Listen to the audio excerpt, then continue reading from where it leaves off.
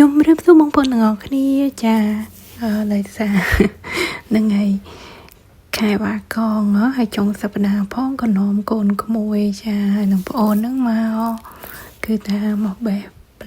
blackberry ហើយនឹង blueberry ចានៅដូចជានៅជិតផ្ទះទេបងប្អូនប្រហែលជា 4-5 នាទីពីផ្ទះឯងតែកូនស្រីខ្ញុំមកដល់ហ្នឹងគឺគេចាប់អារម្មណ៍មន់ចាអត់ដែលបានឃើញមន់ចិត្តអញ្ចឹងនឹងហើយទៅស្រុកខ្មែរឡើងមុនរៀងនៅទូចពេកដល់ពេលឥឡូវគេរៀងធំគេរត់ទៅចាប់មន់ណាចាឥឡូវគេចាប់អារម្មណ៍ហើយចាគេឃើញ blackberry ប៉ុន្តែអត់តន់ចេះបេះទេគេចោលអាក្រហមតប្រាប់ថាខ្មៅទៅមានអីចំណេញបងប្អូនចាគឺបេះដាក់មាត់នឹងឯងចា blackberry នៅនេះដូចជាគេលក់1ផោន$7ចាបងប្អូនគឺហើយចូលមកហ្នឹងអត់មានគិតអីទេប៉ុន្តែក៏ត្រកដែលយើងដាក់blackberry នឹងយកទៅផ្ទះវិញហ្នឹងគេគិត$2ចាមានអីអស់គួរសមដែរបងប្អូនចាកូនហើយនឹងក្មួយគាត់បេះចាប៉ិនយកទៅញ៉ាំនិយាយទៅទុកបានយូរបងប្អូនបើយើងទិញពីផ្សារតែបន្តិចហ្នឹងដុះផ្សិតខូចហើយប៉ិននេះទុកបានឡើងជាង2អាទិត្យតបងប្អូនចាញ៉ាំតអស់គឺវាអត់មានផ្សិតអត់មានអីទេល្អមែនតើចាចំណេញខ្លាំងគឺកូនស្រីខ្ញុំហ្នឹងឯងចាមានបេះដាក់ការ៉ុអីបេះដាក់មាត់ចាគ្មានលៀងគ្មានអីទេបងប្អូនអើយចាមិនដឹងថាដោយអីទៅខ្លះអត់ដឹងដែរប៉ុន្តែធម្មជាតិបងប្អូននឹងហើយគួរវារៀនបត់បែនតាមធម្មជាតិខ្លះទៅ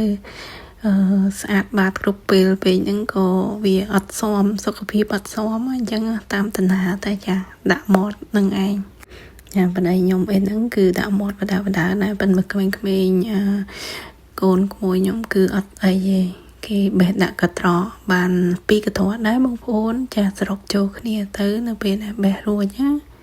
គឺពួកគាត់សុបាយមួយយ៉ាងដែរគឺលើកទី1សម្រាប់ពួកគាត់ទាំងអស់គ្នាដែលមកបេះផ្លែឈើអញ្ចឹងណាហើយក៏លើកទី1សម្រាប់ខ្ញុំដែរដែលមកបេះ blackberry កន្លែងនេះកូនខ្ញុំគាត់ថាមានសត្វចាសត្វមើលទៅគឺចា ladybug ខ្មែរគេបងប្អូនភ្លេចនឹងឯចាកុំបកាន់ចាហើយក្មួយស្រីខ្ញុំហ្នឹងគាត់ថាសត្វដែរប៉ុន្តែសត្វអីទេមើលអត់ឃើញហើទៅបាត់ហើយអ្នកគឺស្វាយមែនតែនក្មួយបងខ្ញុំអីហ្នឹងគឺអត់មានបេះញ៉ាំទេគេបេះដាក់កត្រកអញ្ចឹងណាចាគេយកទៅផ្ញើម៉ាក់គេនៅផ្ទះវិញម៉ាក់គេអត់បានមកអញ្ចឹងគេជិះថាពឺតផឹងចាបើម្នាក់នេះផឹងដែរគឺដាក់ចូលមាត់បន្តរហូតនឹងឯងស្វាយខ្លាំងមែនតែនបងប្អូនប៉ុន្តែរៀងក្តៅបន្តិចណាដោយសារ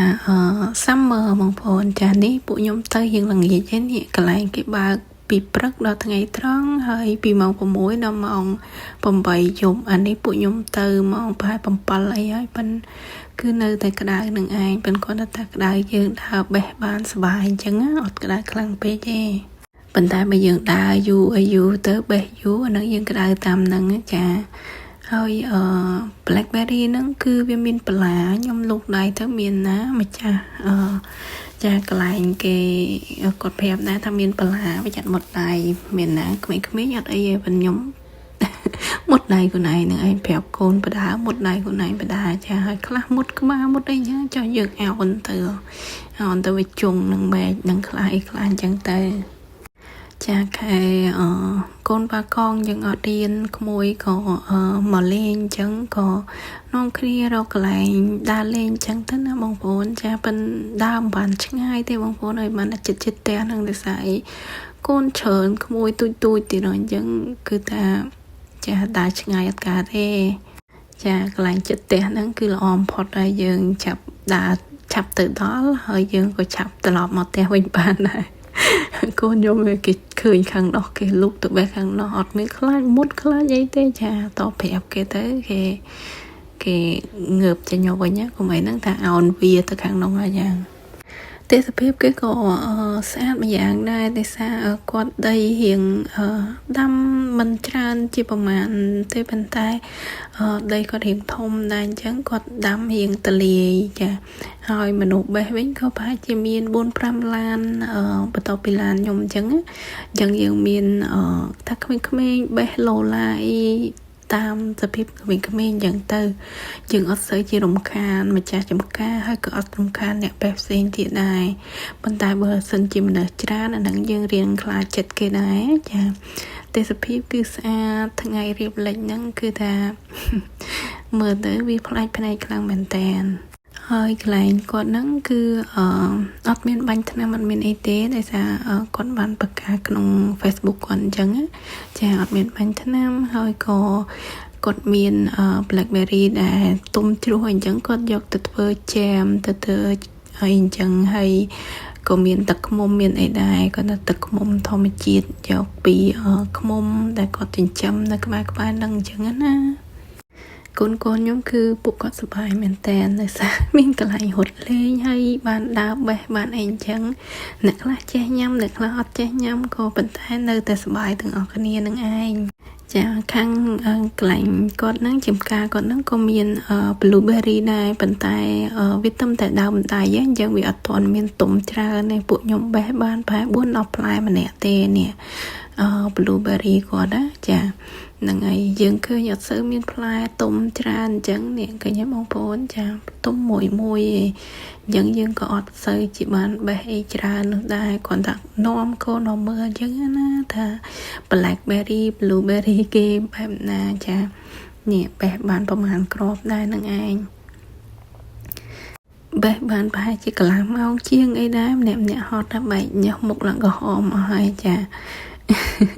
ពួកគាត់ចង់បានតាមពិតដែរពួកគាត់ចង់បាន blueberry ជាងប៉ុន្តែធ្វើមកយើងចង់មកចំពេលវាអត់តន់សូវទុំមក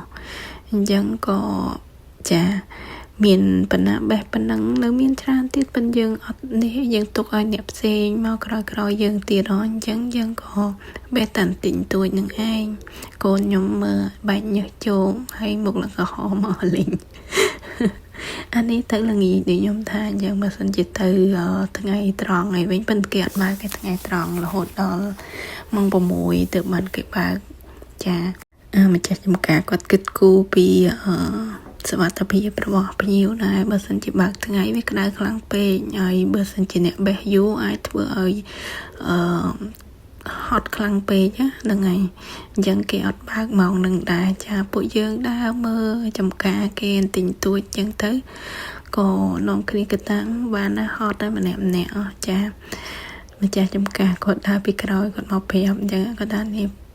blackberry blueberry ហ្នឹងគឺមានតែប៉ុណ្្នឹងឯងចាអត់មានច្រើនអីទេចាអញ្ចឹងយើងក៏បេះបានទិញទួចហ្នឹងហើយក៏នាំគ្នាប្រវល់គ្នាដើរទៅគិតលុយដើរទៅឡានយើងវិញអញ្ចឹងណាចាហ្នឹងហើយគឺទេសភាពប្លែកភ្នែកមែនតើពួកខ្ញុំទៅមកអញ្ចឹងឃើញវាប្លែកហើយកូនក៏សប្បាយដែរថ្ងៃហ្នឹងកូនខ្ញុំគេបេះបានណាគេថាទៅចិត្តមន់ហ្នឹងចាគឺក្មួយខ្ញុំគេបង្ហាញបេះបានប៉ុណ្ណឹងឯងម្នាក់គេចាហើយនឹងបងប្អូនគេខ្លះក៏ធំម្នាក់ទៀតហ្នឹងឯងចាពួកគាត់យកទៅបញ្ចុកមន់ខ្លះទៅឲ្យចំណីមន់ខ្លះអញ្ចឹងទៅចាគិតលុយហើយម្ចាស់ចំការគាត់ឲ្យកតាក្មេងៗផាត់ពណ៌ឲ្យកតាភាពទាំងបានមកលេងនៅចំការគាត់អីអញ្ចឹងណាចាហ្នឹងឯងគាត់តាក់ទាញក្មេងៗឲ្យមកថ្ងៃក្រោយទៀតអញ្ចឹងចាមានអីគាត់សុំគាត់សួរយើងហ្នឹងមកពីប្រទេសណាអញ្ចឹងគាត់ចង់ឲ្យយើងទៅគូសនៅលើផែនទីតែយើងមកពីប្រទេសណាអញ្ចឹងដើម្បីគាត់ផ្សព្វផ្សាយថាចំការគាត់បានមនុស្សពីប្រទេសផ្សេងមកបេះផ្លែឈើនៅចំការគាត់តែអញ្ចឹងយើងក៏ទៅគូសចំណាំនៅលើផែនទីប្រទេសយើងស្រុកខ្មែរយើងផងដែរដើម្បីឲ្យគាត់បានផ្សាយពាណិជ្ជកម្មទៅគេផងហើយឬក៏ខ្មែរក្រោយគាត់បានមកស្រុកខ្មែរយើងបានឃើញមានខ្មែរបានមកដែរតាចាហ្នឹងហើយនេះឡើងឡានណាម្នាក់មុខឡើងក្រហមចាអរគុណច្រើនជម្រាបលាជួបគ្នានៅវីដេអូក្រោយទៀត